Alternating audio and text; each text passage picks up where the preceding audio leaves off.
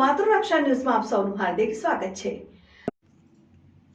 પાદરા વકીલ મંડળની ચૂંટણીમાં દીપક પ્રજાપતિ બિનહરીફ ચૂંટાયા। સતત છઠ્ઠી ટર્મમાં પાદરા વકીલ મંડળ પ્રમુખ બન્યા દીપક પ્રજાપતિ પાદરા વકીલ મંડળના પ્રમુખ તરીકે બિનહરીફ।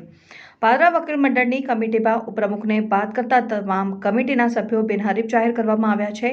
મંત્રી ઇમ્તિયાઝ વોરા, સહમંત્રી જાબીર મલેક તથા ખજાનચી ધવલ વ્યાસ સાથે 7 કારોબારી સભ્યો પણ બિનહરીફ જાહેર કરાયા। ઉપપ્રમુખની ચૂંટણી માટે 2 ઉમેદવાર રહેતા ચૂંટણીનો જંગ જામશે। ધર્મેન્દ્રસિંહ પરમાર અને પ્રદીપસિંહ પઢિયાર વચ્ચે ઉપપ્રમુખ માટે આગામી 20 ડિસેમ્બરે ચૂંટણી યોજાશે। દીપક પ્રજાપતિ અને તેમની કમિટીને શુભેચ્છકોએ પુષ્પગુચ્છ આપી અભિનંદન પાઠવ્યા।